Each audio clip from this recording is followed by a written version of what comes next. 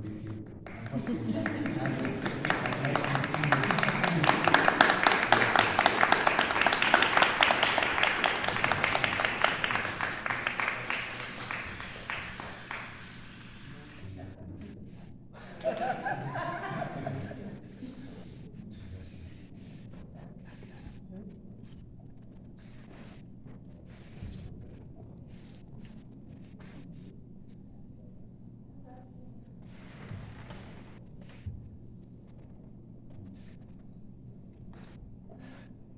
Vaya aventura, menudo drama lo de Job.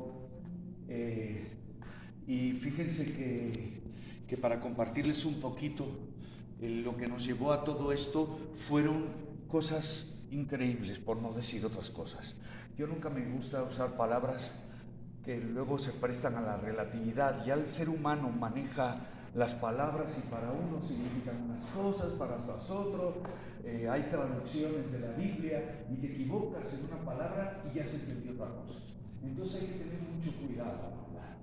Lo que les puedo decir es que levantamos este proyecto sin nada. Sin nada. Esa cuerda se la compré a una señora que se llama Verónica del Tianguis de la Cusco. Estas cajas las hice yo, sinceramente, con restos de un teatro que ya no está funcionando, que tengo allá en Córdoba, Veracruz. La luz, la más importante, la de Dios, que podíamos poner una vela, ¿no? Que podíamos de pronto, puede ser tantos simbolismos, pero se me presentó en el camino. Entonces es un reflector así de grande, y de los antiguos. Gracias, Jan. Por cierto, un aplauso para los pocos que somos. Está Jan, está Manuel, está Norma.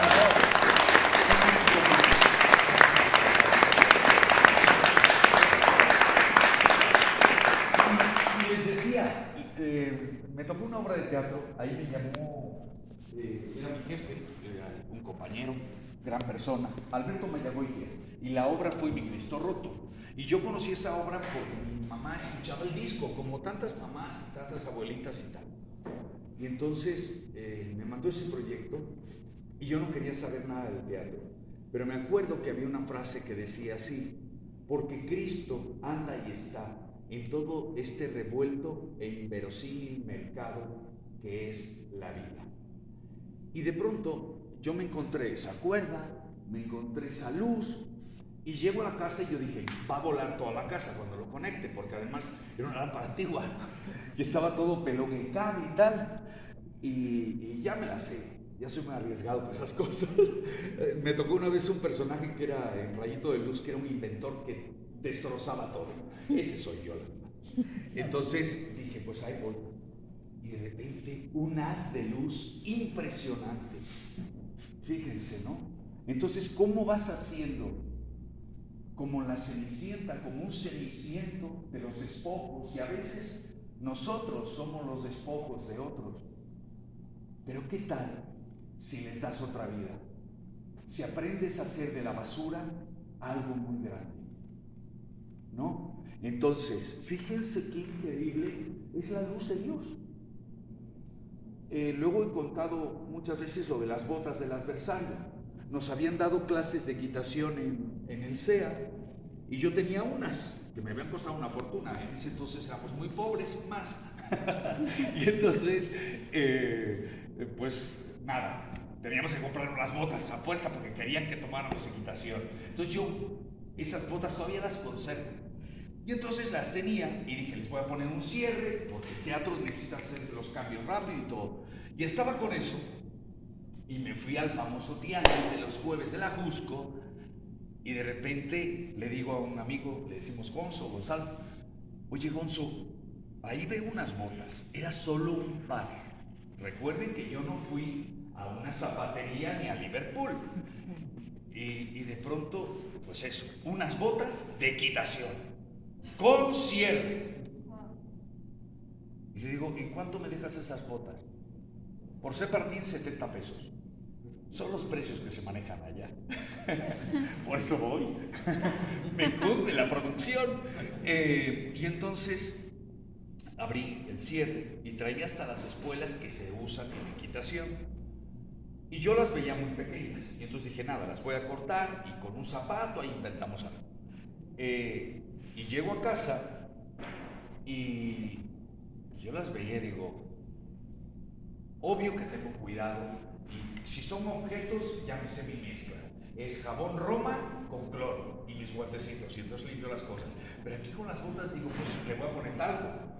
Le puse talco y dije, ay, las veo muy pequeñas, pero voy a intentarlo. ¿Y qué me queda? Entonces, si estamos hablando de una labor que levantas, un proyecto como La Cenicienta, que tienes la capacidad de poderle darle vida, otra vida a las cosas y contar una historia tan inminente como es esta historia, la verdad creo que tenemos ahí una tarea por aprender. Y me quedaron las botas. Entonces yo cuando hice eso, me acuerdo, porque soy, la verdad los años te hacen ser cada vez más sensible. Y entonces me los pongo y cuando me quedó, levanté la mirada así y la verdad me llené de emoción. Dije, no es posible, con tantas cosas que tienes que hacer. Y así fue. Luego buscas un teatro. ¿Quién va a creer en nosotros? Y entonces vas ahí tratando de encontrar un teatro y parece como que eres huérfano y que pues estás buscando una familia, ¿no? Entonces me adoptan y así, ¿no? Y de pronto alguien me dijo, está la capilla gótica, pero no creo que te la presten. Y con tantos nos ya hemos cabalgado en el camino que no, ni siquiera nos pican, porque normalmente somos así, te lo dicen y ahí vas. Pero no, yo dije, pues vamos a ver. Y cuando llegamos acá y la licenciada Esmeralda nos abrió este recinto que yo no conocía en ese momento, me tuve que sentar porque dije, no puede ser. Entonces vean sinceramente la experiencia que hemos pasado entre todos. Una palabra tan complicada como es el texto de Job y en una capilla que tiene esta historia, en tantas piedras con tanta historia y en este texto que es del siglo V antes de Jesucristo. Entonces de pronto en un libro de decoración me encontré una frase muy extraña, un libro de decoración, que las cosas antiguas dan estabilidad. ¿Qué hubo? ¿Por qué será? ¿Por qué será? Por eso nuestros mayores son venerables por eso, por lo que significa de nuestra propia historia.